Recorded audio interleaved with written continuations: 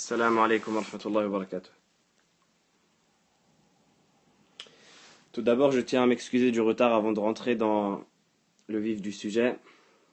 Ce retard, il n'est pas directement lié au fait que j'ai assisté à la projection, comme je l'ai dit sur Snapchat, du film mentionné, mais c'est parce que j'avais la volonté de laisser la possibilité aux personnes qui souhaitaient prier l'Isha dès que son heure rentre, et éventuellement en jama'a, de pouvoir le faire. Alaykoum salam wa rahmatullahi wa barakatuh. Est-ce que vous m'entendez? Est-ce que vous m'entendez? Naam. Alors la diffusion, j'y reviendrai, Inch'Allah. Peut-être que je ferai un périscope même par rapport à ça. Euh, Par contre, je trouve que c'est un film qui nécessite une discussion en fait. C'est un film à voir pour débattre avec les personnes qui l'ont fait. Naam, je te lis petit Boussa et, euh, et tu peux poser ta question si tu veux. Donc avant de rentrer dans le cours, je peux vous parler très rapidement, Inch'Allah Ta'ala, de la diffusion. Mais une parenthèse déjà pour clarifier les choses par rapport à Salat al-Isha. Exactement, il y avait David Thompson. Par rapport à Salat al-Isha, les personnes qui veulent le prier maintenant, elles peuvent, mais les personnes qui veulent le retarder, elles peuvent aussi le retarder. Maintenant, moi j'ai laissé un écart de temps pour que les personnes qui voulaient le prier à la mosquée, elles elles puissent étudier. Elles puissent le prier à la mosquée. Mais vous pouvez le retarder si vous l'avez pas prié, si vous l'avez pas prié, en l'occurrence si vous êtes des femmes. Le film, la projection du film, c'était Salafiste, pardon. Le film produit par Wold Salim et le deuxième, j'ai oublié son nom. Ouais, le documentaire, exactement. Et c'était un film qui était très intéressant. J'ai eu l'occasion alhamdoulilah, de poser une question par rapport à ce film-là. Je ne sais pas si ça va être diffusé ou pas, mais j'ai trouvé que c'était un assez intéressant échange. J'apprécie beaucoup les analyses de David Thompson, que j'ai trouvé aussi très pertinent. Apparemment, il est sur Internet, oui. Mais je ne conseille pas de le voir seul. C'est un documentaire qui est assez brut, assez cru. Et en même temps, je ne conseille pas de le consulter tout seul. Par rapport à la question où est-ce que j'ai étudié, quel est mon minhaj, c'est une question qui revient souvent et c'est une question qui est assez... Sincèrement, c'est une question assez fatigante parce que j'ai l'impression que c'est un jugement. Même si ça me dérange pas, j'ai étudié avec des professeurs de Médine, j'ai étudié en Jordanie, j'ai étudié avec des professeurs qui étaient en France. Naam, j'étais à la Sorbonne. Parce que je trouve que c'est une matière... On en parle, Inch'Allah, jusqu'à 30. On en parle jusqu'à 30 et à 30 on commence le dars. Parce que j'ai trouvé que c'était j'ai trouvé que c'était une matière brute. Bah, la personne qui est sur la diffusion, c'est moi qui ai posé la question par rapport au parallèle entre l'islam et ce qu'on voit dans le reportage. J'ai trouvé que c'était une matière assez brute et qui a besoin d'un détail intellectuel. Naam, il n'y a aucune gêne, petit Boussa. Mais quelque part, j'ai demandé à personne de venir sur ce périscope. Alhamdoulilah, j'ai étudié. Les gens qui sont de mon entourage me connaissent. Et c'est des questions à poser en privé, bi'ibnillah. Je ne répondrai plus aux questions à propos de ça. Si vous voulez des détails à propos de ma personne, venez me voir en privé. C'est pas le moment ni le lieu. Naam, par rapport à la diffusion de salafistes, j'ai trouvé que c'était une matière brute qui était à étudier intellectuellement et qui ne pouvait pas être jetée comme ça à la masse parce que justement c'est ce que j'ai reproché derrière euh, sur les réseaux sociaux, Twitter, etc. C'est ce que j'ai reproché derrière aux producteurs et aux réalisateurs. C'est un film qui, s'il est vu comme ça, il peut... Enfin, c'est un film qui nécessite une compréhension. Je sais pas taper sur Google. Je sais pas.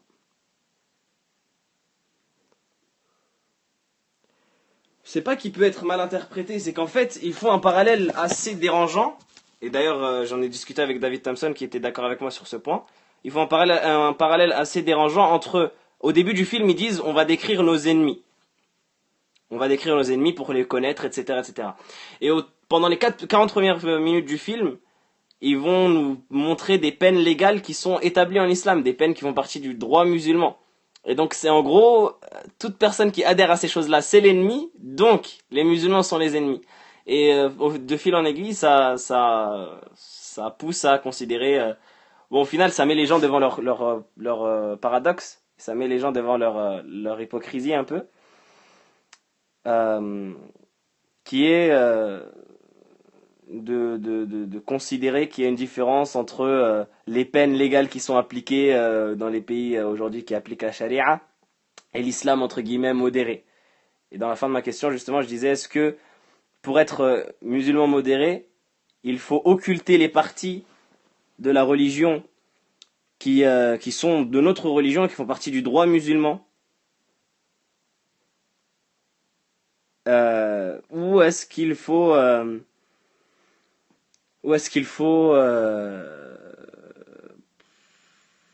ce que je disais, voilà, c'est est-ce qu'il faut occulter ces parties-là pour être considéré comme quelqu'un de modéré? Et qu'est-ce que c'est au final la personne modérée? Est-ce que c'est la personne qui falsifie sa religion?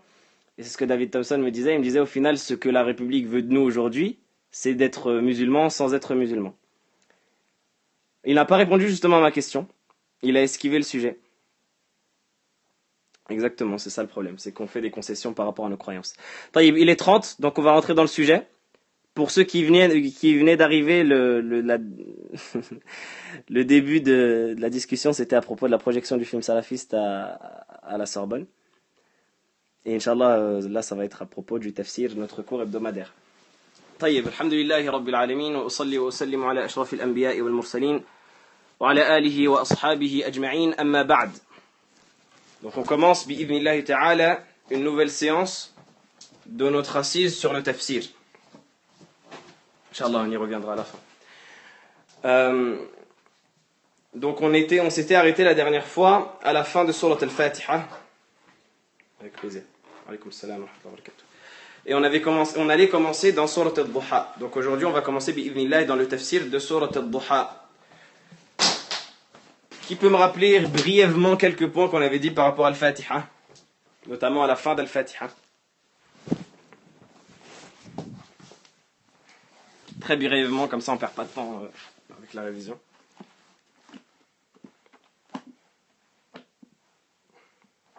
Est-ce que quelqu'un peut me rappeler la dernière séance, ce qu'on avait dit par rapport au tafsir d'al-Fatiha? Naam. Il y aura, Inch'Allah Ta'ala, la rediffusion. Naam, on avait dit que chaque personne elle a besoin d'invoquer pour la guider. Et qu'Allah subhanahu wa ta'ala, s'il nous avait demandé d'invoquer 17 fois par jour pour la guider, ce n'était pas pour rien. Non.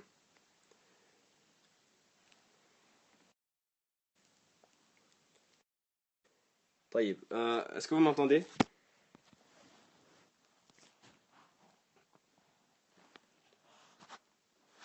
Malheureusement, je suis sur iPad, exceptionnellement, parce que je n'ai plus mon téléphone. Donc je ne vais pas pouvoir vous montrer les parties du livre comme je le fais d'habitude, mais je vais vous le lire, donc écoutez bien. Wa alaykoum salam wa rahmatullahi wa barakatuh. Marhaban, Youssef, comment ça va? On rentre dans le tafsir. Tafsir surat al-Duha. عن جندب بن سفيان رضي الله عنه قال اشتكى رسول الله صلى الله عليه وسلم فلم يقم ليلتين أو ثلاثا فجاءت امرأة فقالت يا محمد إني لأرجو أن يكون شيطانك قد تركك لم أره قربك منذ ليلتين أو ثلاثة فأنزل الله عز وجل والضحى والليل إذا سجى ما ودعك ربك وما قلى متفق عليه. Donc le premier hadith que le cheikh il va évoquer ici, donc comme on a dit, le cheikh à son habitude, il évoque en introduction du tafsir de la sourate qu'il veut expliquer un hadith ou plusieurs en relation avec la sourate.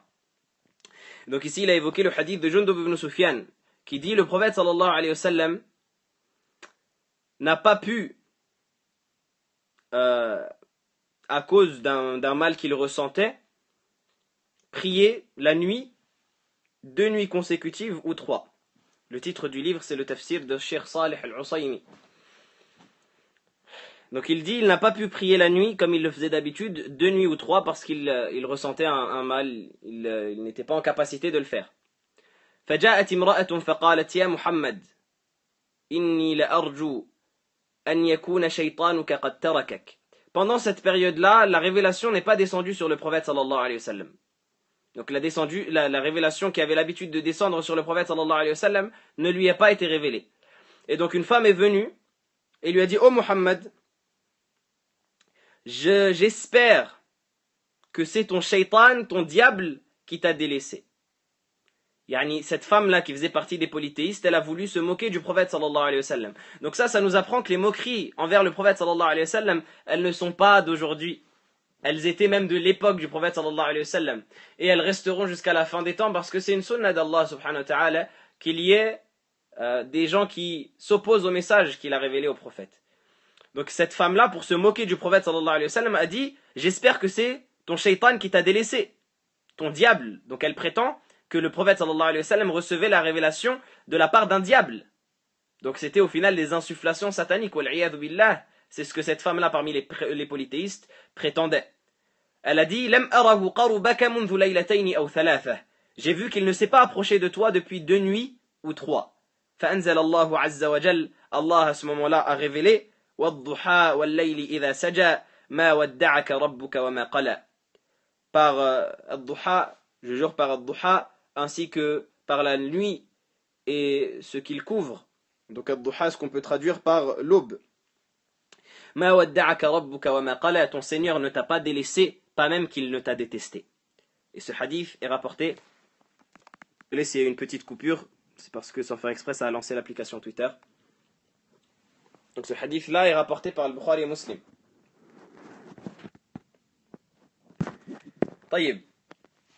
Donc ce hadith-là, qu'est-ce qu'il nous apprend? Il nous apprend qu'Allah subhanahu wa ta'ala, lorsqu'il a révélé cette sourate, la cause de sa révélation, c'était pour rassurer le prophète sallallahu alayhi wa sallam et pour, si vous voulez, soigner son cœur. C'est-à-dire, il voulait, le prophète, Allah subhanahu wa ta'ala, il voulait rassurer le prophète sallallahu alayhi wa sallam et apaiser son cœur. Parce que le prophète sallallahu alayhi wa sallam, lorsqu'il recevait, le prophète sallallahu alayhi wa sallam était un être humain. Et donc, lorsqu'il recevait ces insultes-là de la part des polythéistes, ça lui faisait mal comme ça ferait mal à n'importe quel être humain. Et donc Allah subhanahu wa ta'ala, dans son infime miséricorde, pour rassurer son prophète sallallahu alayhi wa sallam, pour apaiser son cœur, il a révélé cette sourate, qui est, comme on va le voir, bi'idhnillah, une sourate qui est au plus haut point, à l'apogée, au paroxysme de ce qu'on peut appeler comme étant la miséricorde divine, comme étant l'amour d'Allah subhanahu wa ta'ala qu'il porte au prophète sallallahu alayhi wa sallam, ou l'amour d'Allah subhanahu wa ta'ala, le fait qu'Allah subhanahu wa ta'ala, son infini, infini, je suis un peu fatigué, son infini miséricorde, et dans cet amour-là infini que le prophète sallallahu alayhi wa sallam avait, et qu'Allah subhanahu wa ta'ala, Allah subhanahu wa ta'ala, comme il le dit, il aime son prophète alayhi salatu wassalam, et il aime ses serviteurs croyants, et donc ça nous montre la miséricorde d'Allah subhanahu wa ta'ala, en particulier par rapport au prophète sallallahu alayhi wa sallam. Donc là, ici dans le hadith, ce qui est le plus marquant, c'est qu'Allah subhanahu wa ta'ala, il révèle le verset Ma wadda'aka rabbuka wa ma qala. Ton Seigneur. Donc, premièrement, ce rabbuk, ton Seigneur, c'est quelque chose d'extrêmement touchant et affectif. Comme on avait dit au début de Surat al-Fatiha, le fait d'être nommé par Allah subhanahu wa ta'ala serviteur, et le fait que Allah subhanahu wa ta'ala nous appelle et s'adresse à nous comme étant notre Seigneur, c'est déjà le summum de l'affection et de l'amour et de la miséricorde. Donc il dit, ton Seigneur ne t'a pas délaissé, ne t'a pas abandonné, pas même qu'il ne t'a détesté. Pas même qu'il ne t'a détesté. Donc on va rentrer sans plus tarder dans le vif du sujet, dans l'explication de la sourate. Le cheikh il mentionne la sourate donc comme à son habitude, qu'on va réciter bi'idhnillah. أعوذ بالله السميع العليم من الشيطان الرجيم بسم الله الرحمن الرحيم والضحى والليل إذا سجى ما ودعك ربك وما قلى. Donc ici, ما ودعك, du moins dans cette récitation-là, attention à la shadda dans la récitation de Hafs. ما ودعك ربك وما قلى وللآخرة خير لك من الأولى ولسوف يعطيك ربك فترضى ألم يجدك يتيما فآوى ووجدك ضالا فهدى ووجدك عائلا فأغنى فأما اليتيم فلا تقهر وأما السائل فلا تنهر وأما بنعمة ربك فحدث. Donc on va traduire très rapidement la sourate. Par l'aube, par al-duha et par la nuit et ce qu'elle couvre, ton Seigneur ne t'a pas abandonné, de même qu'il ne t'a pas détesté. Et l'au-delà est certes meilleur pour toi que cette vie présente. Et ton Seigneur te donnera, tant que ton Seigneur te donnera jusqu'à temps que tu sois satisfait. Ne t'a-t-il pas trouvé orphelin et il t'a accordé refuge? Ne t'a-t-il pas trouvé égaré et il t'a guidé? Ne t'a-t-il pas trouvé pauvre et il t'a enrichi? Quant à l'orphelin, ne l'opprime pas. Quant à la personne qui demande au mendiant, ne le rejette pas. Et quant au bienfait de ton Seigneur, proclame-le. Donc c'est une traduction personnelle, elle peut différer de la traduction qui est dans les ouvrages que vous avez à votre portée, mais ça reflète le sens bi'idhnillahi ta'ala. Donc le cheikh il dit أقسم الله تعالى بالضحى وهو اسم ضوء الشمس إذا أشرق وارتفع والمراد به هنا النهار كله وبالليل إذا سكن بالخلق وثبت ظلامه على اعتنائه برسوله صلى الله عليه وسلم فقال جوابا للقسم ما ودعك ربك وما قلى أي ما تركك ربك وما أبغضك بإبطاء الوحي وتأخره عنك. Donc ici le cheikh il dit Allah subhanahu wa ta'ala ici a juré par al-duha, il a juré par l'aube. Al-duha en arabe c'est un nom qui désigne daw al-shams, la lumière du soleil, idha ashraqa wartafa', lorsque il commence à se dégager de l'horizon et il commence à se lever. Donc cette lumière-là qui se dégage du soleil au moment où il se lève et au moment où il se dégage de l'horizon, c'est cela qu'on appelle al-duha. Et c'est ce qui est traduit en français par l'aube. وَالْمُرَادُ بِهِ هُنَا النَّهَارُ كُلُّهُ. Et il dit, ce qui est voulu par al-duha ici, c'est toute la journée. Pourquoi? Parce qu'on a une règle dans le tafsir qui est que lorsque on fait opposition entre une chose qui appartient au champ lexical par exemple de la nuit et une chose qui appartient au champ lexical de la journée, eh bien à ce moment-là, Allah subhanahu wa ta'ala il veut désigner le jour et la nuit. Par exemple ici, al-duha c'est l'aube, mais Allah subhanahu wa ta'ala il veut désigner la journée. Pourquoi? Parce qu'après il parle de wal-layl, de la nuit. Donc il y a cette dimension-là de complémentarité. On parle d'abord du soleil, de la journée, donc de l'aube, pardon. On parle ensuite de la nuit, donc l'aube ici ça signifie la journée dans son ensemble. Et Allah subhanahu wa ta'ala ensuite il jure par al-layl, par la nuit, idha sakana bil khalq, lorsqu'elle commence à recouvrir la création et à tomber sur la création, wa thabata dhalamuhu, et que ces ténèbres s'étendent et se répandent sur la surface de la terre. Allah subhanahu wa ta'ala ici il jure par le jour et la nuit. Donc il jure par la journée dans son ensemble. Il faut savoir que premièrement Allah subhanahu wa ta'ala il lui appartient de jurer par tout ce qu'il veut parmi ses créatures. Allah subhanahu wa ta'ala il fait ce qu'il veut et ce n'est pas à nous de demander des comptes à Allah, comme Allah azza wa jalla le dit dans le verset la yus'alu amma yaf'al wa hum yus'alun. Allah n'est pas questionné sur ce qu'il fait, mais c'est plutôt les serviteurs qui seront questionnés sur ce qu'ils font. Donc Allah subhanahu wa ta'ala jure par ce qu'il veut parmi ses créatures. Et Allah azza wa jalla a juré par énormément de créatures. Dans son livre, il a juré même par sa propre personne. Il a juré par la vie de son prophète alayhi salatu wassalam. La'amruka innahum la fi sakratihim ya'mahun. Allah subhanahu wa ta'ala a juré par la vie du prophète alayhi salatu wassalam. Il a juré par le soleil, par la lune, par les cieux et la terre. Il a juré par énormément de créatures. Par contre, nous, il ne nous appartient de jurer que par Allah. Parce que pour nous, le fait de jurer, c'est considérer que la chose par laquelle on jure, ou l'élément par lequel on jure, dans nos paroles, c'est la chose à laquelle on tient le plus et qu'on glorifie le plus. Parce que quand on jure dans un serment, on est en train d'appuyer nos paroles par ce serment-là. Et donc pour les appuyer le maximum possible, eh bien, on jure par quelque chose qu'on glorifie. الذي يحلف به أو الحلف دليل على تعظيم المحلوف به. Le fait de jurer, c'est une preuve qui montre que la personne, elle glorifie ce par quoi elle juge. Elle jure, pardon. Personne ne va jurer par une chose qui est méprisable. Personne ne va jurer par une chose qui n'a pas de valeur. On jure, la plupart des gens qui jurent, et on va le mentionner juste après que c'est interdit, mais ceux qui jurent par autre qu'Allah, ils jurent par des choses qui leur tiennent à cœur. Sur la tête de ma mère, sur la tête de mon petit frère, etc. etc. C'est des choses qui leur tiennent à cœur, donc c'est des choses qu'ils glorifient dans leur cœur. Et nous avons la croyance que jurer, c'est considérer que cette chose-là par laquelle on jure, c'est la chose que tu glorifies le plus dans ton cœur. Et nous glorifions Allah subhanahu wa ta'ala plus que toute autre chose. Même plus que le prophète sallallahu alayhi wa sallam. Donc il nous a été interdit de jurer par toute autre chose qu'Allah subhanahu wa ta'ala. Et Allah subhanahu wa ta'ala est le seul par qui il nous est autorisé de jurer. Et le prophète sallallahu alayhi wa sallam a dit Man kana halifan falyahlif billah aw liyasmut. Il a dit celui qui veut jurer, qu'il jure par Allah ou qu'il se taise. Il a dit La tahlifu bi abaikum. Ne jurez pas par vos pères. Ne jurez pas par vos pères. Et ça inclut également les mères. Donc aujourd'hui on jure par tout et n'importe quoi. Mais on ne jure jamais, ou on jure très rarement, en premier lieu par Allah subhanahu wa ta'ala. Tu vois que même les gens qui jurent par Allah au final, eh bien ils commencent en disant sur la tête de ma mère que c'est vrai. Et après il dit mais wallah c'est vrai.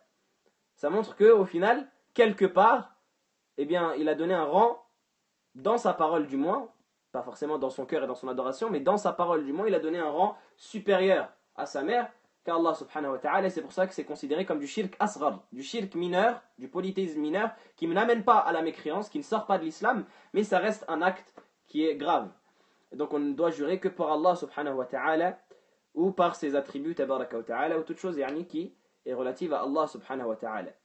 Comme le fait de jurer par la puissance d'Allah, de jurer par la force d'Allah, de jurer par la parole d'Allah, tout cela c'est des choses qui sont autorisées, mais jurer par autre qu'Allah comme créature c'est interdit. Parenthèse fermée. Ici, on a un troisième volet qui se rattache à ce serment-là qu'Allah subhanahu wa ta'ala donne, cette manière-là qu'Allah subhanahu wa ta'ala, cette introduction-là où Allah subhanahu wa ta'ala jure par l'aube et par la nuit. Il y a un troisième point qui se rattache à cette intro, qui est le fait que chaque serment qui est fait dans la langue arabe, chaque ce qu'on appelle qasam, le fait de jurer dans la langue arabe, eh bien on ne peut pas jurer vainement. Lorsqu'on jure dans la langue arabe, il y a ce fait-là de jurer qui s'appelle al-qasam, et il y a ce qu'on appelle jawab al-qasam, la réponse à ce pourquoi on jure. Donc en gros, pourquoi on jure? On jure par quelque chose, mais on jure également pour quelque chose. Et donc c'est ce qu'on appelle dans la grammaire arabe jawab al-qasam, et dans chaque moment où une personne qui maîtrise l'arabe, ou une personne de l'ancien temps jurait, et également dans le Coran, chaque moment Allah subhanahu wa ta'ala jure, eh bien il y a jawab al-qasam, il y a ce pourquoi on jure. Et il faut savoir qu'Allah subhanahu wa ta'ala, lorsqu'il jure parmi ses créatures, et en particulier les grandes créatures ou les créatures immenses, les créatures illustres qu'il a créées, eh bien ça signifie que ce qui vient après, c'est extrêmement important. Comme lorsqu'Allah subhanahu wa ta'ala, il jure en disant wal asr, par le temps. Et ici l'asr, comme on va le voir dans le tafsir, c'est le moment de la fin de la journée. Innal insana lafi khusr, l'être humain est certes en perdition. Donc vous voyez que c'est quelque chose d'extrêmement important. والشمس وضحاها والقمر إذا تلاها والنهار إذا جلاها والليل إذا يغشاها والسماء وما بناها والأرض وما طحاها ونفس وما سواها فألهمها فجورها وتقواها قد أفلح من زكاها وقد خاب من دساها. Dans le début de sourate Ash-Shams, Allah subhanahu wa ta'ala il jure par énormément de créatures, et au final jawab al-qasam c'est extrêmement important. قد أفلح من زكاها وقد خاب من دساها. Certes aura réussi celui qui purifie son âme, et aura perdu celui qui souille son âme par les péchés, par la désobéissance. Donc lorsqu'Allah subhanahu wa ta'ala jure par quelque chose d'important, c'est que Jawab al-Qasam, la chose pourquoi on jure, c'est extrêmement important également. Donc ici, qu'est-ce que Jawab al-Qasam dans Surat al-Duha? Pourquoi est-ce qu'Allah subhanahu wa ta'ala jure? Il jure pour cette phrase-là qui vient après, Ma wadda'aka rabbuka wa ma qala.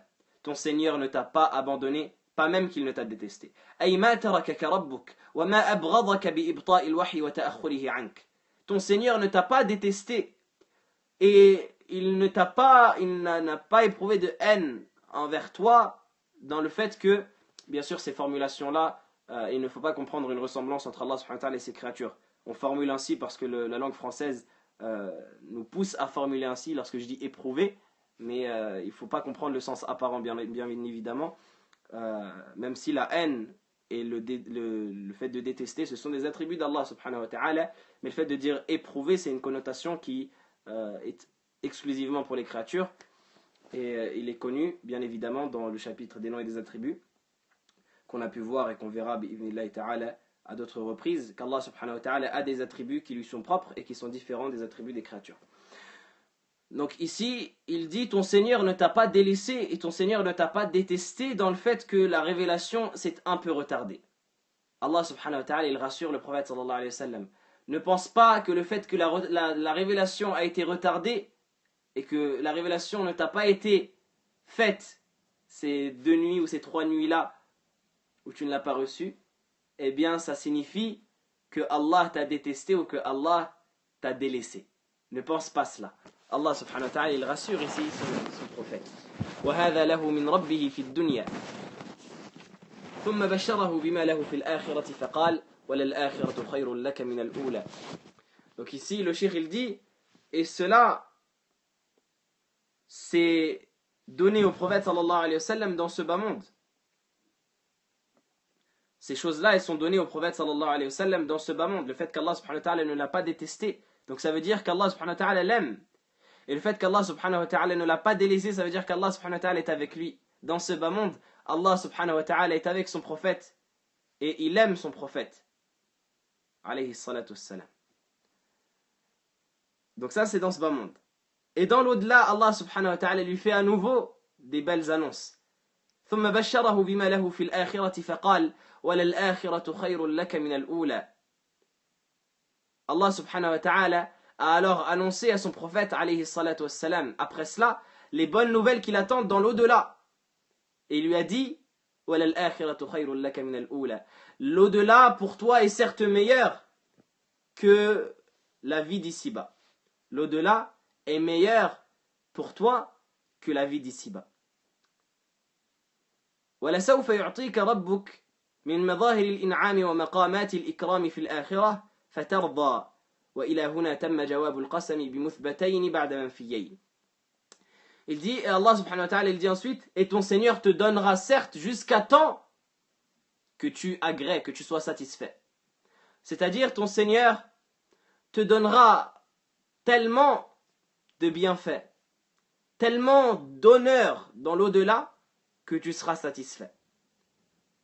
Et donc c'est quelque chose qui est extrêmement rassurant pour un serviteur, en particulier pour le prophète sallallahu alayhi wa sallam qui a cet énorme degré auprès d'Allah subhanahu wa ta'ala. Ici Allah subhanahu wa ta'ala il a nié 2 choses et ensuite il a affirmé 2 choses. C'est cela que Cheikh il dit wa ila huna tamma jawab al-qasam bi muthbatayn ba'da manfiyayn. Donc jawab al-qasam, ce pourquoi on jure ici c'est ces éléments-là, ces 2 éléments négatifs suivis de 2 éléments positifs. Allah subhanahu wa ta'ala ne t'a pas détesté. Et Allah subhanahu wa ta'ala ne t'a pas délaissé. Ou plutôt Allah subhanahu wa ta'ala ne t'a pas délaissé, il ne t'a pas détesté pour rester dans l'ordre. Et dans l'au-delà, tu auras énormément de bienfaits. Ça c'est la première des choses qu'on affirme. Ou plutôt dans l'au-delà, la première des choses qu'on affirme, dans l'au-delà, l'au-delà est meilleur pour toi que la vie d'ici-bas. Et tu auras énormément de bienfaits, de degrés dans lesquels tu vas être élevé, et de bienfaits accordés par ton Seigneur jusqu'à temps que tu sois satisfait.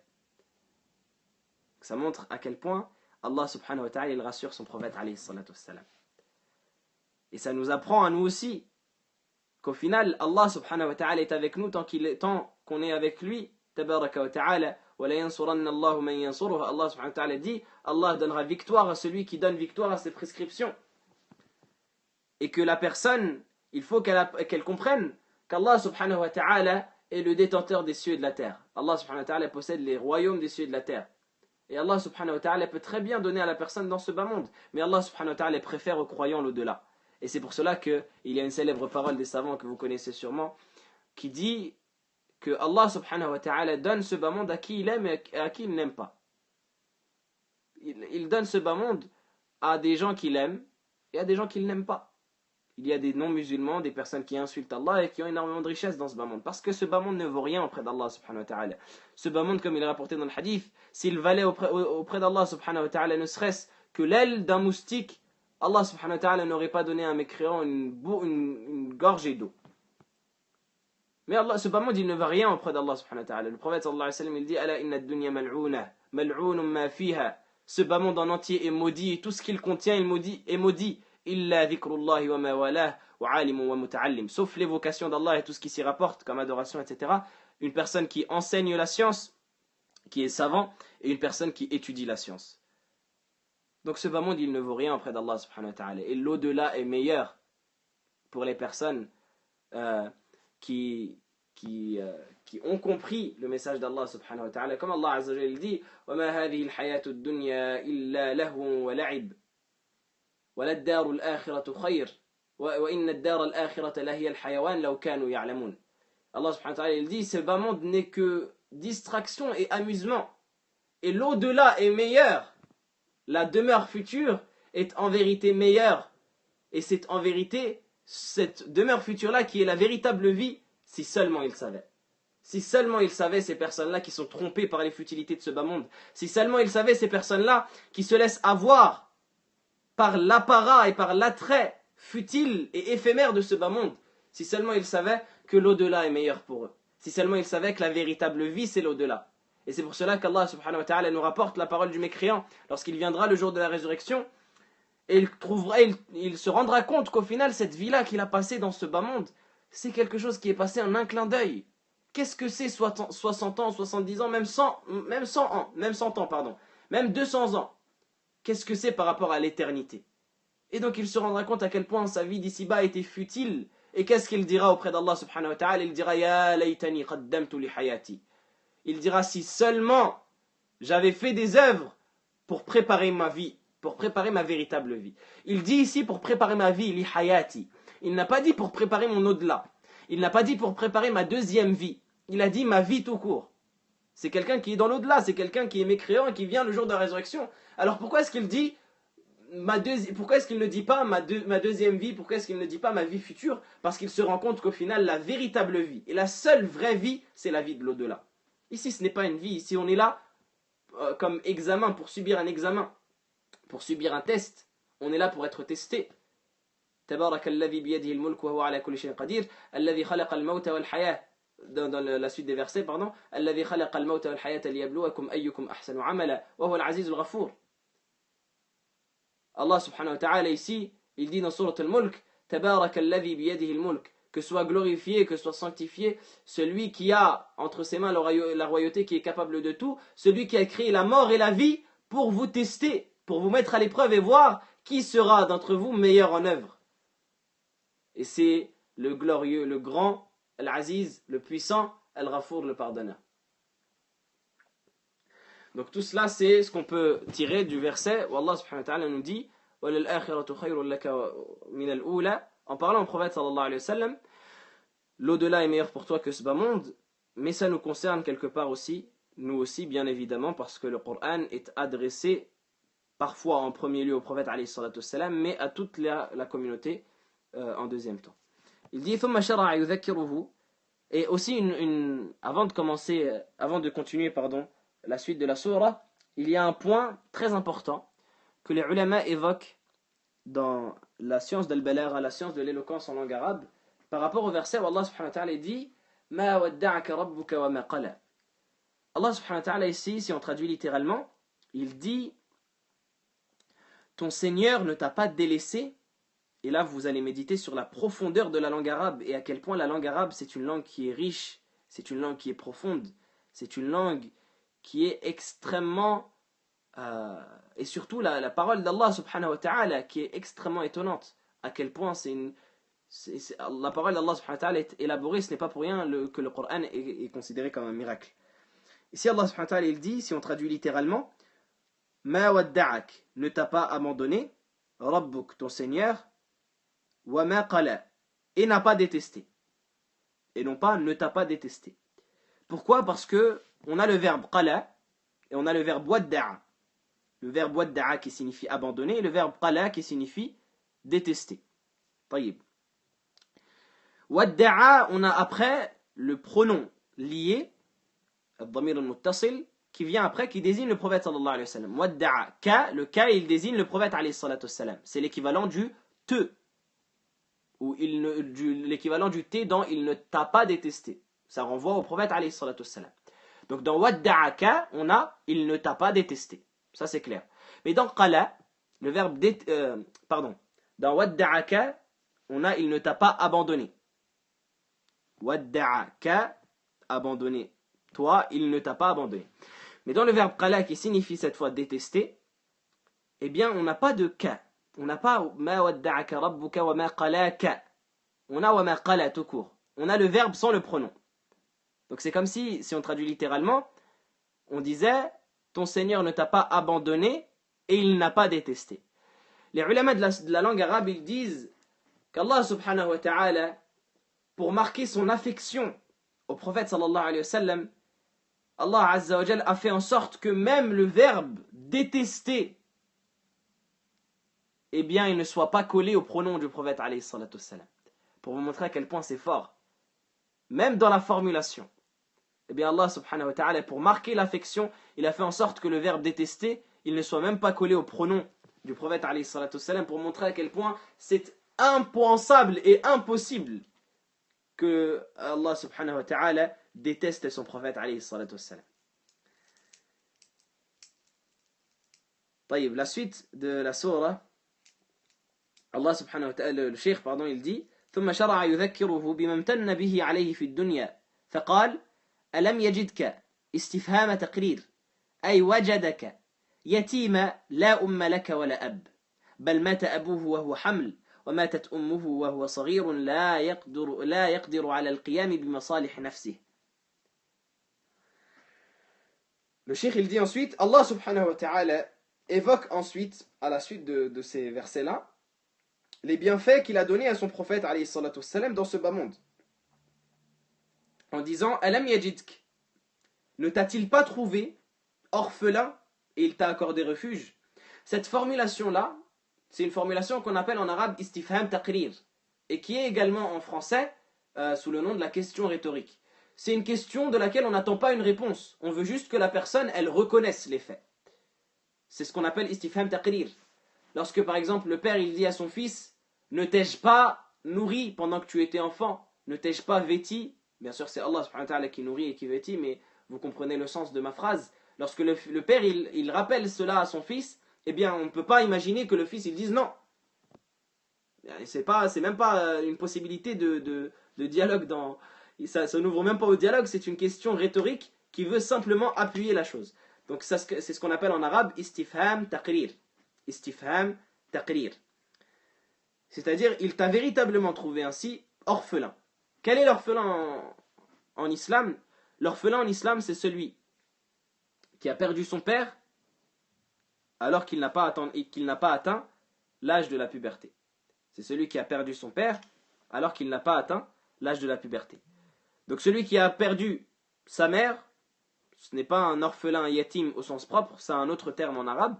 Et celui qui a atteint la puberté, qui a perdu son père, mais qui a désormais atteint la puberté, eh bien il perd ce statut-là de yatim et il n'est plus considéré comme yatim, comme orphelin. Donc ça c'est important de le comprendre, parce qu'il y a des personnes qui se considèrent orphelins parce qu'elles ont perdu leur père, même à 30 ans ou à 40 ans, et ça c'est une erreur. Certes, dans le sens linguistique, tu es orphelin dans le sens où tu as perdu ton père, mais tu n'as pas le droit au statut qui est réservé à l'orphelin en islam, par exemple. Donc, c'est une précision importante à comprendre et à garder à l'esprit. Pourquoi est-ce qu'Allah subhanahu wa ta'ala, il lui rappelle qu'il l'a trouvé orphelin? Parce que le prophète alayhi salatu wassalam, comme vous le savez, son père est mort alors qu'il était dans le ventre de sa mère. Lorsque Amina, la mère du prophète sallallahu alayhi wa sallam, le portait dans son ventre, eh bien son père Abdullah est décédé. Et sa mère elle-même est décédée après cela, quand il était enfant. Le prophète alayhi salatu wassalam, lorsqu'il avait 6 ans, sa mère est décédée alors qu'elle revenait de Médine. Elle était partie visiter ses oncles à Médine, qui à l'époque s'appelait Yathrib, bien évidemment, et elle est morte sur le chemin. Alayhi salatu wassalam. Donc le prophète alayhi salatu wassalam a perdu ses deux parents quand il était enfant. Il a perdu sa mère quand il avait 6 ans. Il ne pouvait pas, à cet âge-là, s'assumer. Il ne pouvait pas assumer les biens ou assumer ce qu'il devait faire en tant qu'être humain. Et Allah subhanahu wa ta'ala l'a pris en charge. Il ne pouvait pas, alayhi salatu wassalam, s'assumer à cet âge-là car il était trop petit. Et Allah subhanahu wa ta'ala l'a pris en charge lui-même. Il lui a accordé un refuge. Allah subhanahu wa ta'ala ici, il dit, ne t'a-t-il pas trouvé orphelin et il t'a accordé refuge? Comment? Allah subhanahu wa ta'ala l'a chargé à ceux qui le prendraient en charge. À ceux qu'il prendrait en charge. Allah subhanahu wa ta'ala lui a donné un refuge qui le protégeait. فكفله جده عبد المطلب. Donc Allah subhanahu wa ta'ala l'a confié en premier lieu à son grand-père Abd al-Muttalib, le père de Abdullah. ثم لما مات كفله عمه أبا طالب حتى أيده بنصره وبالمؤمنين. Donc le prophète alayhi salatu wassalam, il est passé par plusieurs étapes. Il est passé par une étape où il venait de perdre ses parents et son grand-père s'est chargé de lui. Et Allah subhanahu wa ta'ala, c'est lui qui a planifié tout cela. Son grand-père Abd al-Muttalib s'est chargé de lui. Il l'a élevé donc avec ses enfants qui étaient logiquement ses oncles.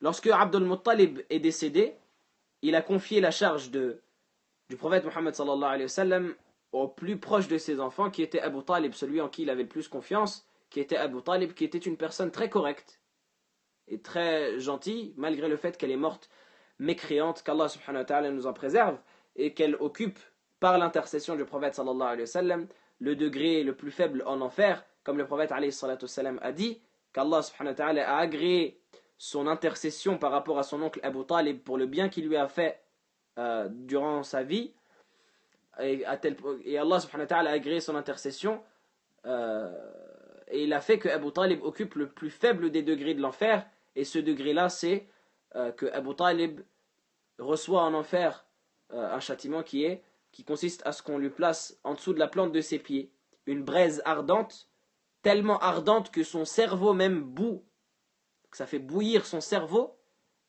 tellement ces braises-là elles sont ardentes, et il pense que c'est la pire des personnes en châtiment, alors que c'est la personne qui a le plus faible châtiment. Wal'iyadhu billah. C'est la personne qui a le plus faible châtiment, et il pense qu'il est le pire des personnes, qu'il est la pire des personnes en châtiment. Et son oncle a eu ce destin-là parce qu'il n'était pas musulman, parce qu'il n'était pas croyant, parce qu'il est mort en état de polythéisme. Donc Allah subhanahu wa ta'ala, il a accordé au prophète alayhi salatu wassalam un refuge à travers Abd al-Muttalib, puis à travers Abu Talib, puis lorsque Abu Talib s'est occupé de lui et que le prophète alayhi salatu wassalam est arrivé à l'âge adulte, le prophète sallallahu alayhi wa sallam a même eu le message, et bien à ce moment-là, Allah subhanahu wa ta'ala a soutenu le prophète alayhi salatu wassalam par sa victoire, binasrihi, et par les croyants. Comme Allah subhanahu wa ta'ala il dit, وَأَيَّدَكَ بِنَصْرِهِ وَبِالْمُؤْمِنِينَ لو أنفقت ما في الأرض جميعا ما ألفت بين قلوبهم ولكن الله ألف بينهم وألف بين قلوبهم لو أنفقت ما في الأرض جميعا ما ألفت بين قلوبهم ولكن الله ألف بينهم. Allah subhanahu wa ta'ala il dit, c'est lui qui t'a soutenu par sa victoire et par les croyants. وإن يريدوا أن يخدعوك فإن حسبك الله هو الذي أيدك بنصره وبالمؤمنين. Si les polythéistes, si les mécréants veulent te tromper, veulent ruser avec toi, eh bien Allah te suffit. C'est lui qui t'a soutenu par sa victoire et par les croyants, et c'est lui qui a unifié entre les cœurs des croyants, qui a relié les cœurs des croyants, alors que si tu avais dépensé tout ce que tu pourrais trouver comme richesse dans ce bas monde, tu n'aurais jamais pu unifier leurs cœurs, mais c'est Allah qui les a unifiés. Il faut se dire qu'à l'époque où le prophète sallallahu alayhi wa sallam, par exemple, il est venu à Médine, les gens à Médine déjà étaient dans un conflit extrêmement profond. Et les Arabes, entre eux, déjà, ils étaient en énorme conflit. Et le prophète sallallahu alayhi wa sallam, par la grâce d'Allah, eh bien toute cette communauté-là, elle s'est réunie et se sont devenus des frères qui s'aimaient à tel point qu'ils pouvaient se sacrifier l'un pour l'autre. Et c'est ainsi qu'Allah subhanahu wa ta'ala a soutenu son serviteur, le prophète Muhammad sallallahu alayhi wa sallam, par les croyants. Il a unifié entre leurs cœurs, alors que si on aurait pu dépenser tout de l'argent au moment où ils étaient polythéistes et ils étaient en conflit, si on avait dépensé toutes les richesses de ce monde pour les unir, personne n'aurait pu les unir, tellement leurs conflits, ils étaient importants. Les conflits entre l'Aws et le Khazraj, les deux tribus qui régnaient à Médine, les conflits entre les polythéistes entre eux, etc., etc. Et pourtant, Allah subhanahu wa ta'ala les a unifiés. Donc ça c'est le premier verset où Allah subhanahu wa ta'ala mentionne les bienfaits qu'il a donnés à son prophète sallallahu alayhi wa sallam dans ce bas monde. Le deuxième verset, Allah subhanahu wa ta'ala dit وَوَجَدَكَ ضَالًّا لَا تَدْرِي مَا الْكِتَابُ وَلَا الْإِيمَانُ فَهَدَى فَدَلَّكَ وَأَرْشَدَكَ وَأَنزَلَ عَلَيْكَ الْكِتَابَ وَالْحِكْمَةَ وَعَلَّمَكَ مَا لَمْ تَكُنْ تَعْلَمُ. Il dit, le verset où Allah subhanahu wa ta'ala il dit, c'est lui qui t'a trouvé égaré et il t'a guidé. Il faut savoir que égaré ici, ça ne signifie pas égaré dans le sens qu'on entend. Ce n'est pas que le prophète sallallahu alayhi wa sallam il était égaré et Allah subhanahu wa ta'ala l'a mis sur la voie droite dans le sens où on l'entend aujourd'hui. Le prophète alayhi salatu wassalam, il faut se dire qu'Allah subhanahu wa ta'ala l'a créé, l'a préservé sur la fitra. Le prophète sallallahu alayhi wa sallam, il a toujours été sur sa fitra, la fitra du prophète sallallahu alayhi wa sallam, donc la nature saine du prophète sallallahu alayhi wa sallam a toujours été préservée. Le prophète sallallahu alayhi wa sallam n'a jamais adoré une idole. Le prophète sallallahu alayhi wa sallam n'a jamais bu d'alcool. Le prophète sallallahu alayhi wa sallam n'a jamais commis de grands péchés, même durant le moment où il n'était pas prophète. C'était une créature parfaite du moment de sa naissance jusqu'au moment de sa mort. Le prophète alayhi salatu wassalam, il était croyant, il était muwahhid. À l'époque même où il n'était pas prophète, il était sur la religion d'Ibrahim. Et comme Aïcha radiyallahu ta'ala anha, elle dit dans le hadith que rapporte Al-Bukhari dans son sahih, il allait adorer Allah subhanahu wa ta'ala alors qu'il n'était pas prophète. Et c'est ainsi que la révélation lui est venue. Il allait dans la grotte de la montagne de Hira pour adorer son Seigneur, tabaraka wa ta'ala, ce qu'on appelle al-tahannuth. Il l'adorait à travers la méditation, al-layali dhawat al-adad, les nuits impaires. Il allait adorer son Seigneur, tabaraka wa ta'ala, et donc il était sur l'adoration d'Ibrahim alayhi salam. Mais qu'est-ce que ça veut dire alors égaré dans ce verset? Ça signifie que le prophète sallallahu alayhi wa sallam ne connaissait pas le livre, et ne connaissait pas la foi dans le sens de la révélation. Il n'avait pas reçu la révélation. Et Allah subhanahu wa ta'ala ensuite lui a révélé la révélation, et c'est cela qu'Allah subhanahu wa ta'ala désigne en disant Fahada, il t'a guidé. Fadallaka wa arshadak, il t'a montré la voie, il t'a guidé vers cette révélation-là. Wa anzala alayka al-kitab wal hikmah, il a révélé pour toi le livre et la sagesse. Wa allamaka ma lam takun ta'lam, et il t'a enseigné ce que tu ne savais pas. Wa kana fadlullahi alayka kabira, pour terminer le verset d'où cette parole-là est tirée. Et la grâce d'Allah subhanahu wa ta'ala sur toi est immense. Allah subhanahu wa ta'ala dit cela à son prophète alayhi salatu wassalam. Donc c'est ainsi qu'il faut comprendre le verset. Le prophète sallallahu alayhi wa sallam était entre guillemets égaré dans le sens où il n'avait pas la révélation, et Allah subhanahu wa ta'ala l'a mis sur la voie droite ou l'a guidé dans le sens où il lui a révélé la révélation. Mais sinon le prophète alayhi salatu wassalam était sur le hanifiyya, était sur la religion de droiture depuis sa naissance, sallallahu alayhi wa alihi wa sahbihi wa sallam. Le troisième verset où Allah subhanahu wa ta'ala mentionne les bienfaits qu'Allah subhanahu wa ta'ala a donné à son prophète alayhi salatu wassalam dans ce bas monde, c'est le verset où il dit وَوَجَدَكَ عَائِلًا, et il t'a trouvé pauvre, فَأَغْنَى, et il t'a enrichi, بِمَا سَاقَ إِلَيْكَ مِنَ الرِّزْقِ وَقَنَّعَكَ بِهِ, il t'a enrichi parce qu'il t'a donné comme subsistance et par ce qu'il t'a permis, ce qu'il a mis dans ton cœur comme autosuffisance, comme al-qana'a. Al-qana'a, qu'est-ce que c'est? Et ça, c'est la partie la plus importante. Il faut savoir que le prophète alayhi salatu wassalam, déjà premièrement, il a eu énormément de richesses. Mais le prophète alayhi salatu wassalam était une personne qui ne donnait tellement pas de valeur aux richesses que certains compagnons, certains des Arabes de l'époque l'ont décrit comme étant une personne qui donnait d'une donation de quelqu'un qui n'a pas peur de la pauvreté. Tellement le prophète alayhi salatu wassalam il donnait. Il y a un hadith où le prophète alayhi salatu wassalam il a reçu de la part d'Allah subhanahu wa ta'ala énormément de bétail à tel point qu'il remplissait une vallée. Il avait tellement de bétail que ça remplissait une vallée. Il y a un bédouin, il est venu, il lui a dit Oh Muhammad, donne-moi de ce qu'Allah t'a donné. Et le prophète sallallahu alayhi wa sallam lui a dit Prends ce que tu veux. Il a dit Prends ce que tu veux. Il n'a même pas regardé ce qu'il prenait. Il a dit Prends ce que tu veux. Et ce bédouin-là, il est revenu vers son peuple et il a dit Je reviens d'une personne qui donne d'une personne qui n'a pas peur de la pauvreté. Il y a un autre hadith où le prophète alayhi salatu wassalam a reçu en don de la part d'un des compagnons un vêtement en laine. Et le prophète alayhi salatu wassalam, il l'a mis et il lui a plu. C'est un vêtement qui lui a beaucoup plu. Un vêtement en laine, bien cousu, etc. Il l'a mis, il lui a plu. Et un compagnon vient voir le prophète alayhi salatu wassalam et lui dit: oh messager d'Allah, donne-la moi. Et le prophète sallallahu alayhi wa sallam, qu'est-ce qu'il fait? Aujourd'hui, si une personne elle vient, elle te dit: donne-moi tes Air Max, ou donne-moi ta veste Gucci, ou donne-moi, je sais pas moi, ton Jilbab al-Basir, je sais pas, un de tes habits. Qu'est-ce que tu vas lui répondre? Tu vas l'envoyer balader, tu vas l'insulter, tu vas lui dire: qu'est-ce que tu veux? Allez, va t'acheter des habits. Le prophète sallallahu alayhi wa sallam, il l'a retiré sur le champ et lui a donné. Et lorsque les compagnons ils ont blâmé cette personne-là, ils lui ont dit: pourquoi est-ce que tu as fait ça? Le prophète sallallahu alayhi wa sallam, il aimait bien cela, et tu sais que le prophète sallallahu alayhi wa sallam, quand tu lui demandes une chose, il ne refuse jamais. Et ça, c'est une caractéristique du prophète alayhi salatu wassalam. Il était connu pour ne jamais refuser quelque chose qu'on lui demandait. À tel point qu'il est décrit dans le hadith qu'une des petites filles de Médine, une petite fille, elle pouvait prendre sa main et se balader avec lui dans Médine et il la suivait. Tellement le prophète sallallahu alayhi wa sallam était conciliant, était doux. Non, mais il ne disait jamais non, il ne refusait jamais rien. Et donc les compagnons ils ont blâmé cette personne-là, ils lui ont dit: pourquoi est-ce que tu as demandé au prophète sallallahu alayhi wa sallam cela alors que tu sais qu'il ne refuse jamais rien?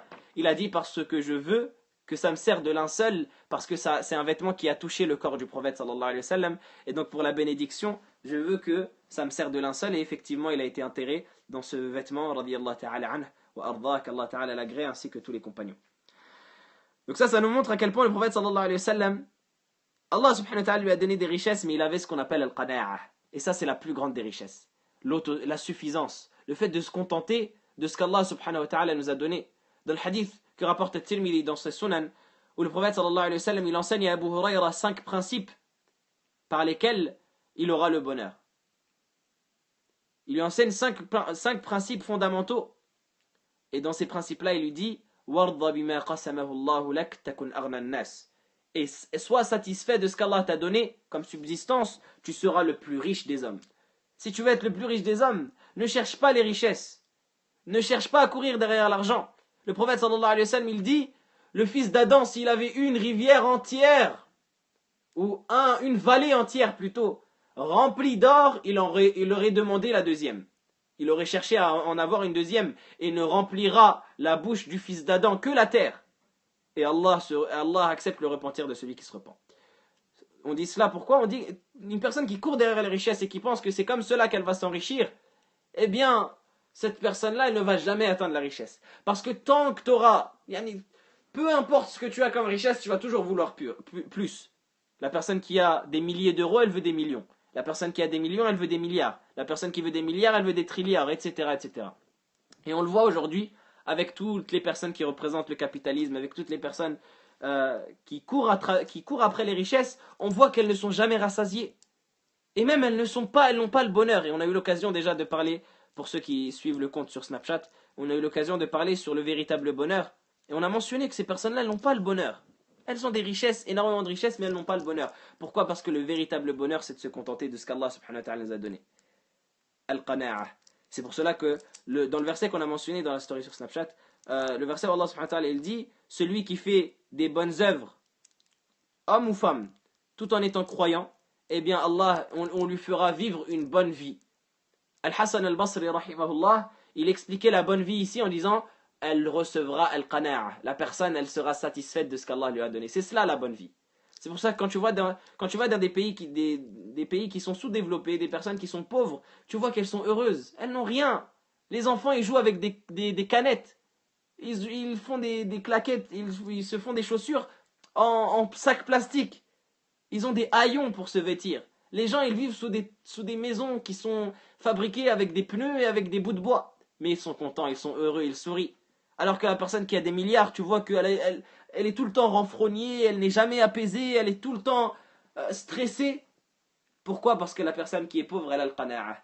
Elle est satisfaite de ce qu'Allah lui a donné. Et c'est cela la plus grande des richesses. Et c'est pour cela que le prophète sallallahu alayhi wa sallam il dit dans le hadith: Laysa al-ghina an kathrati al-arad. Il dit la richesse, ce n'est pas d'avoir énormément de possessions, ce n'est pas d'avoir énormément d'argent. Walakin al-ghina ghina an-nafs. Il dit, mais plutôt la richesse, la véritable richesse, c'est la richesse de l'âme. La véritable richesse, c'est la richesse de l'âme. Et c'est cela que le poète en arabe, il dit, النفس تجزع أن تكون فقيرة والفقر خير من غنى يطغيها وغنى النفوس هو الكفاف فإن أبت فجميع ما في الأرض لا يكفيها. Il dit, l'âme, elle refuse d'être pauvre. Mais pourtant, la pauvreté, elle est meilleure pour l'âme qu'une richesse qui la ferait transgresser, une richesse qui la ferait devenir tyrannique.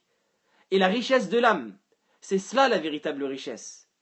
Parce que c'est le poète qui dit cela, la richesse de l'âme, c'est cela la véritable richesse. Parce que si l'âme refuse, eh bien tout ce qu'il y a dans ce bas monde ne pourra pas lui suffire. Tout ce qu'il y a dans ce bas monde ne pourra lui suffire. Donc la véritable richesse qu'Allah subhanahu wa ta'ala a donnée ici au prophète alayhi salatu wassalam, ce n'est pas forcément la richesse matérielle, même si le prophète sallallahu alayhi wa sallam était parfois riche.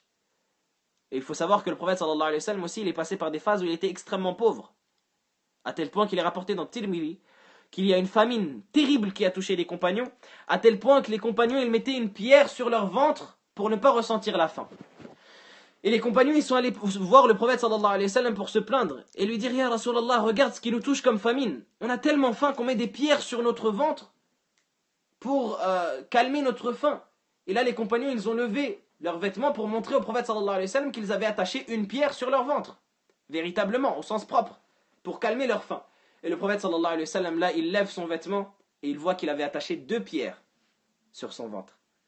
Aïcha radiyallahu ta'ala anha, elle dit, le prophète sallallahu alayhi wa sallam, là, il n'y avait pas de fumée qui était allumée dans sa demeure parfois 2 mois consécutifs. Et le prophète sallallahu alayhi wa sallam, la majeure partie de ce qu'il mangeait, c'était du pain d'orge.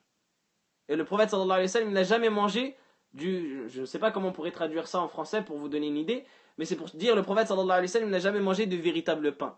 Il n'a jamais goûté au véritable pain. Même le pain, cette ressource-là qui est considérée comme une ressource basique, il n'a jamais mangé, alayhi salatu wassalam, de véritable pain. Tout ce qu'il mangeait, c'était, je ne sais pas si ça s'appelle le pain d'orge ou le pain de seigle, ou je ne sais pas comment c'est, mais les catégories de pains qui sont des pains de très basse qualité. De très basse qualité, qui ne sont pas des pains faits avec du blé ou avec une bonne matière. Ils sont faits avec de la seigle ou de l'orge ou des choses qui ne sont pas rassasiantes. Le prophète sallallahu alayhi wa sallam, c'est cela qu'il mangeait. Exégèse, c'est explication coranique. Et le prophète alayhi salatu wassalam, comme rapporte Abdullah ibn Umar, si ma mémoire ne me fait pas défaut dans le hadith authentique, il dit, le prophète alayhi salatu wassalam n'a jamais mangé sur une table. Pour vous montrer, le prophète alayhi salatu wassalam, il dormait sur de la paille. Le prophète alayhi salatu wassalam, c'est quelque chose de...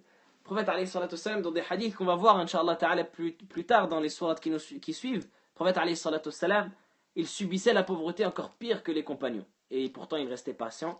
Et parfois, il avait de la richesse, mais le prophète alayhi salatu wassalam ne se laissait pas tromper par la richesse, et il gardait en tête que la meilleure des richesses, c'est la richesse de l'âme.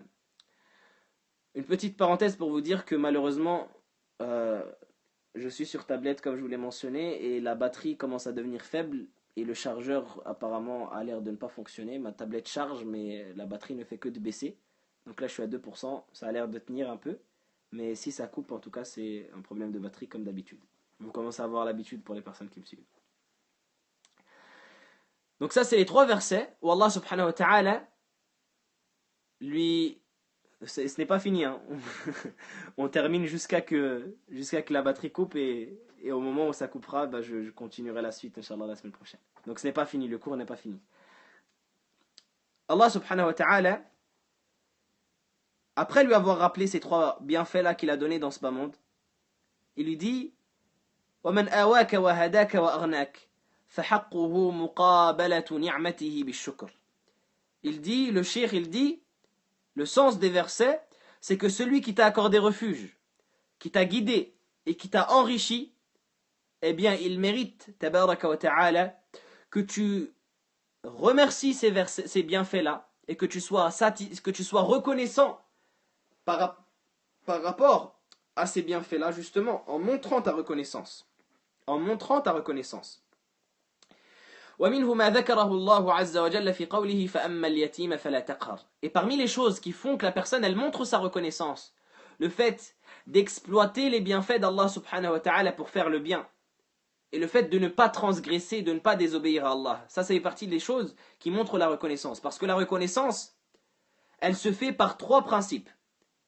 Elle se fait par la langue, elle se fait par le cœur et elle se fait par les membres.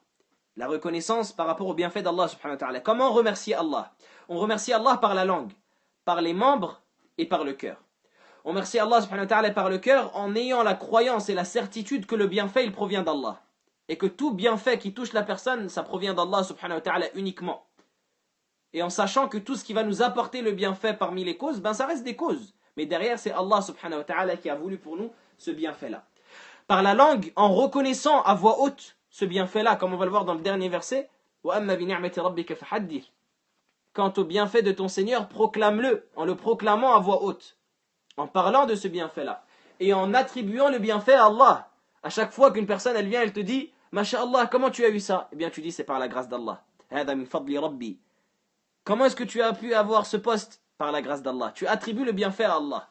Et tu dis, Alhamdulillah, par la langue. Tu prononces la louange à Allah subhanahu wa ta'ala et tu remercies Allah par ta langue. Et par les membres, en faisant des bonnes œuvres.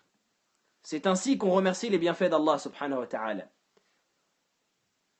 Par exemple, Allah subhanahu wa ta'ala t'a donné le bienfait du regard.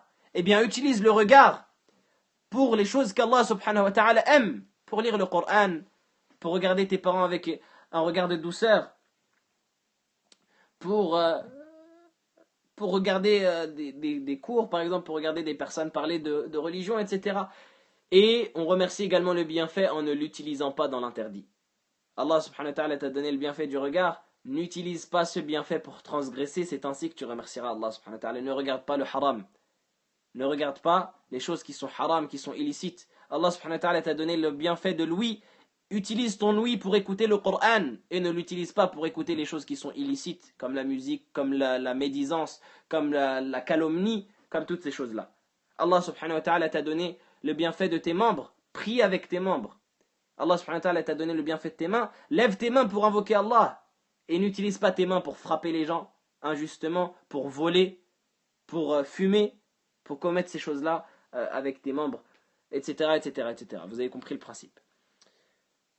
Donc ici, Allah subhanahu wa ta'ala, il rappelle à son prophète alayhi salatu wassalam, que les bienfaits qu'il lui a donnés, ils nécessitent remerciement, ils nécessitent gratitude. Et cette gratitude-là, elle passe par le fait de faire ces œuvres-là qu'Allah subhanahu wa ta'ala il va mentionner. فَأَمَّا الْيَتِيمَ فَلَا تَقْهَرْ. La première des choses, l'orphelin ne le méprise pas. L'orphelin ne le méprise pas. أي لا تغلبه مسيئا معاملته. C'est-à-dire, ne sois pas tyrannique envers lui en te comportant de manière mauvaise et exécrable. وَأَمَّا السَّائِلِ. Quant à la personne qui demande عن دين أو دنيا, que ce soit à propos de la religion ou que ce soit à propos des richesses de ce bas monde, que ce soit à propos de la richesse de la religion, c'est-à-dire qu'il vient te poser une question à propos de la religion, ou à propos de ce bas monde qui vient te demander de l'argent, qui vient te demander un service, qui vient te demander de lui prêter quelque chose, comme on va le voir dans Surat Al-Ma'un, le fait qu'Allah subhanahu wa ta'ala nous invite à prêter, à se prêter entre nous les choses qui nous servent les uns les autres. Si tu as par exemple des instruments pour faire la cuisine, ou pour le jardinage, ou pour quoi que ce soit, et que ton voisin en a besoin, ou qu'un ami en a besoin, ou même un musulman lambda, tant que tu es sûr que ce n'est pas un voleur, en a besoin, eh bien prête-lui. فَلَا تَنْهَرْ. Ne repousse pas cette personne-là qui vient demander. بَلْ اقْضِ حَاجَتَهُ أَوْ رُدَّهُ بِرِفْقٍ. Au contraire, fais ce qu'il demande, accomplis son besoin, ou alors, montre-lui que tu ne peux pas accomplir son besoin avec douceur. رُدَّهُ بِرِفْقٍ. Renvoie-le avec douceur. Et ça également, ça nous concerne dans notre communauté. Malheureusement, on a une fâcheuse tendance à mépriser les gens qui vont être dans le besoin. On va mépriser les gens qui vont être dans le besoin. Une personne qui vient te tendre la main, eh bien tu vas, limite si ce n'est pas que tu vas lui cracher dessus. On ne te demande pas de regarder son intention. Les gens ils vont te dire, oui mais celui-là, il vient demander au feu rouge alors qu'il a une Mercedes derrière, il a un palais. On ne te demande pas de regarder ça. On te demande simplement, c'est une personne qui se présente comme étant pauvre. Eh bien, s'il déclare qu'il est pauvre, essaye de l'aider si tu peux. Et si tu ne peux pas, ou alors si tu es sûr que c'est un escroc, si tu es sûr que c'est un menteur, eh bien repousse-le gentiment. Ce n'est pas parce que tu es sûr que c'est un menteur que tu vas être en droit de lui cracher sur la figure ou de fermer la fenêtre violemment ou de fermer la porte violemment. Repousse-le avec gentillesse, avec clémence, et ne sois pas dur envers lui. Et par rapport justement à cette question-là de douter dans les personnes lorsqu'elles viennent demander, il faut savoir que le prophète, alayhi salatu wassalam, il y a un hadith qui est apporté de lui, même si sa chaîne de transmission a été critiquée par certains ulama